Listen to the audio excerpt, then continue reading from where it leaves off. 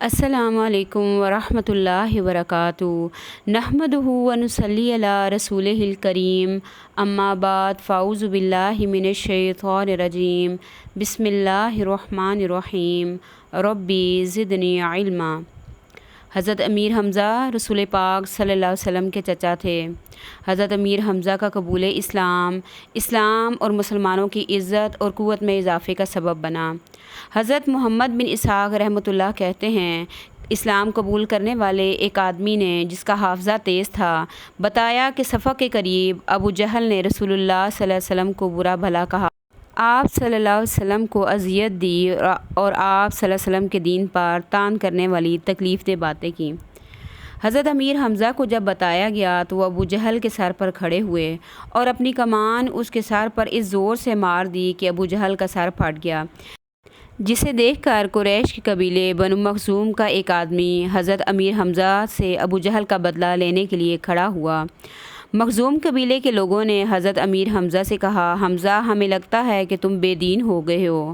حضرت امیر حمزہ نے کہا، جو چیز مجھ پہ واضح ہو چکی ہے اسے قبول کرنے سے مجھے کون روک سکتا ہے، اور میں گواہی دیتا ہوں کہ وہ اللہ کے رسول ہیں اور جو کچھ وہ کہتے ہیں حق ہے۔ اللہ کی قسم میں اپنی بات سے ہرگز نہیں پھروں گا، تم سچے ہو تو مجھے اس قبول اسلام سے روک کر دکھاؤ۔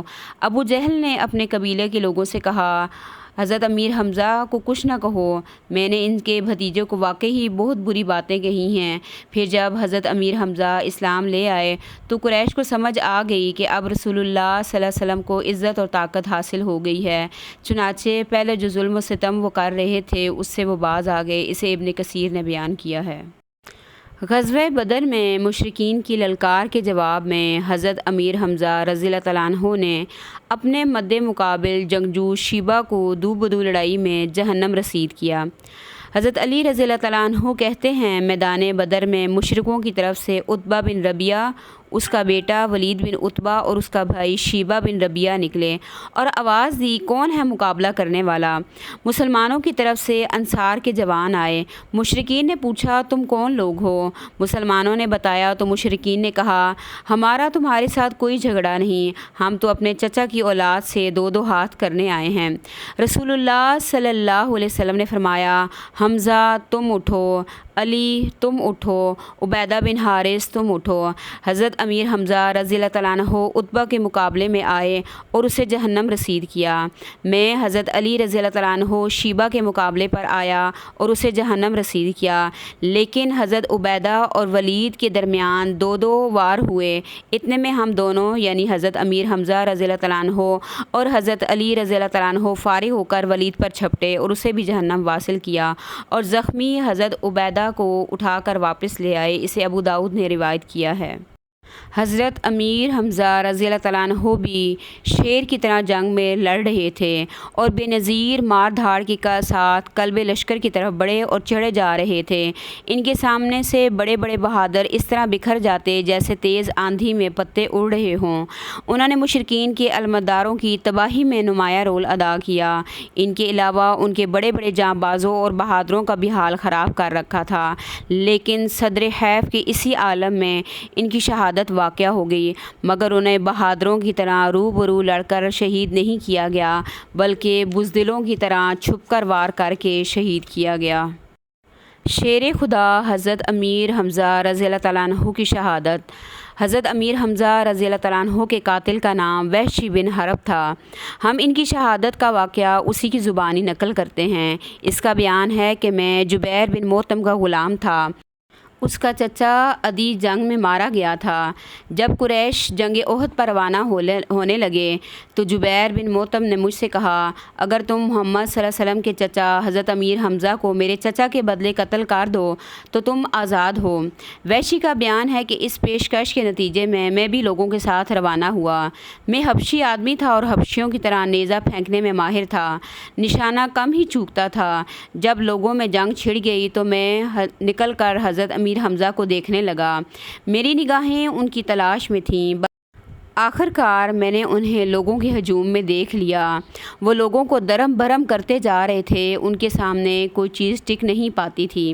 واللہ میں بھی ان کے قتل کے ارادے سے تیار ہو ہی رہا تھا اور ایک درخت یا پتھر کی اوٹ پر چھپ کر انہیں قریب آنے کا موقع دینا چاہتا تھا کہ اتنے میں صبا بن عبد العزیٰ مجھ سے آگے بڑھ کر ان کے پاس جا پہنچا۔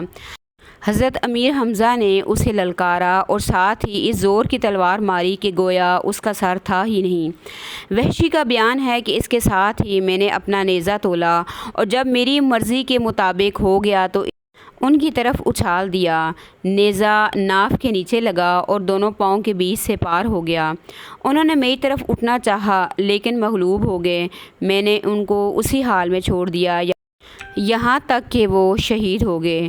اس کے بعد میں نے ان کے پاس جا کر اپنا نیزہ نکال لیا اور لشکر میں واپس جا کر بیٹھ گیا کیونکہ میرا کام ختم ہو چکا تھا۔ مجھے ان کے سوا کسی اور سے سروکار نہ تھا۔ میں نے انہیں محض اس لیے قتل کیا تھا کہ آزاد ہو جاؤں۔ چنانچہ جب مکہ آیا تو مجھے آزادی مل گئی۔ شیر خدا اور شیر رسول صلی اللہ علیہ وسلم حضرت امیر حمزہ کی شہادت کے نتیجے میں مسلمانوں کو جو سنگین خسارہ اور ناقابل تلافی نقصان پہنچا۔ جنگ میں کچھ مشرک مرد اور عورتیں مسلمان شہداء کے مسئلے میں مشغول ہو گئیں، یعنی شہداء کی شرمگاہیں، کان، ناک وغیرہ کاٹ لیے، پیٹ چیر دیے۔ ہند بنت عتبہ نے حضرت امیر حمزہ رضی اللہ تعالیٰ عنہ کا کلیجہ چاک کر دیا اور منہ میں ڈال کر چبانا چاہا اور نگلنا چاہا لیکن نگل نہ سکی اور تھوک دیا اور کٹے ہوئے کانوں اور ناکوں کا پازیب اور ہار بنا لیا۔ رسول پاک صلی اللہ علیہ وسلم نے اپنے چچا حضرت حمزہ کا حال دیکھا تو سخت غمگین ہوئے۔ آپ کی پھوپھی حضرت صفیہ تشریف لائیں، وہ بھی اپنے بھائی حضرت امیر حمزہ کو دیکھنا چاہتی تھیں، لیکن رسول اللہ صلی اللہ علیہ وسلم نے ان کے صاحبزادے حضرت زبیر سے کہا کہ انہیں واپس لے جائیں، وہ اپنے بھائی کا حال دیکھ نہ سکیں گی۔ مگر حضرت صفیہ نے کہا آخر ایسا کیوں؟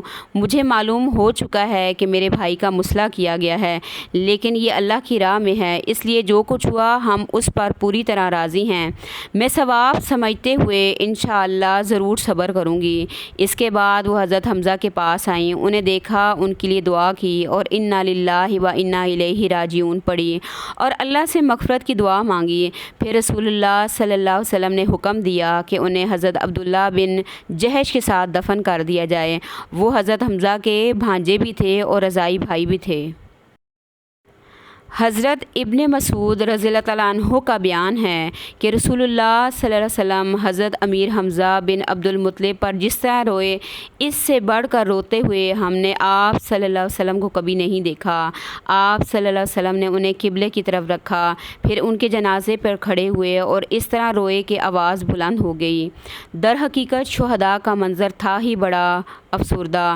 چنانچہ حضرت خباب بن ارد کا بیان ہے کہ حضرت امیر حمزہ کے لیے ایک سیاہ دھاریوں والی چادر کے سوا کوئی کفن نہ مل سکا۔ یہ چادر سر پر ڈالی جاتی تو پاؤں کھل جاتے اور جب پاؤں پر ڈالی جاتی تو سر کھل جاتا۔ بالآخر چادر سے سر ڈھانپ دیا گیا اور پاؤں پر اصغر خاص ڈال دی۔ حضرت امیر حمزہ رضی اللہ تعالیٰ عنہ کی المناک شہادت کا رسول اکرم صلی اللہ علیہ وسلم کو اتنا گہرا صدمہ تھا کہ کم و بیش 10 سال بعد ایمان لانے والے حضرت وحشی رضی اللہ تعالیٰ عنہ کو آپ صلی اللہ علیہ وسلم نے حکم دیا بس میرے سامنے نہ آیا کرو۔ حضرت وحشی کہتے ہیں میں مسلمان ہونے کے لیے رسول اللہ صلی اللہ علیہ وسلم کی خدمت میں حاضر ہوا۔ جب مجھے آپ صلی اللہ علیہ وسلم نے دیکھا تو پوچھا کیا تو وحشی ہے؟ میں نے عرض کیا ہاں۔ آپ صلی اللہ علیہ وسلم نے دریافت فرمایا کیا تو نے ہی حضرت امیر حمزہ کو قتل کیا تھا؟ میں نے کہا ہاں۔ آپ صلی اللہ علیہ وسلم تک ساری بات پہنچ چکی ہے۔ آپ صلی اللہ علیہ وسلم نے ارشاد فرمایا کیا یہ ممکن ہے کہ تو میرے سامنے نہ آیا کرے؟ حضرت وحشی کہتے ہیں اس کے بعد میں وہاں سے نکل آیا۔ اسے بخاری نے روایت کیا ہے۔ حضرت امیر حمزہ رضی اللہ تعالیٰ عنہ قیامت کے روز تمام شہداء کے سردار ہوں گے۔ حضرت جابر رضی اللہ تعالیٰ عنہ سے روایت ہے کہ نبی اکرم صلی اللہ علیہ وسلم نے فرمایا حضرت امیر حمزہ بن عبد المطلب رضی اللہ تعالیٰ عنہ سید الشہداء ہیں، اور وہ شخص بھی جو ظالم کے حکمران کے سامنے کھڑا ہو اور اسے نیکی کا حکم دیے اور برائی سے روکے اور حکمران نے اسے قتل کر دیا ہو، اسے حاکم نے روایت کیا ہے۔ یہ تھے حضرت امیر حمزہ رضی اللہ تعالیٰ عنہ جنہوں نے اللہ کے رسول کی محبت میں اسلام کی خاطر اپنا سب کچھ قربان کر دیا۔ اگر آج ہم ان کی زندگی کو دیکھتے ہیں تو ہم اپنے لیے یہ سبق لیں کہ ہم نے اسلام کی خاطر کون سی قربانی دی، ہم نے رسول اللہ صلی اللہ علیہ وسلم کی محبت میں کون سا کام کیا کہ ہم دین کے کام کو آگے لے کے چلیں۔ تو اللہ تعالیٰ سے دعا ہے کہ اللہ تعالیٰ ہمیں ان کی زندگیوں سے بہترین سبق حاصل کرنے کی توفیق عطا فرمائے، اور اللہ تعالیٰ ہم سے دین کا بہترین کام بہترین حکمت کے ساتھ کروا لیں۔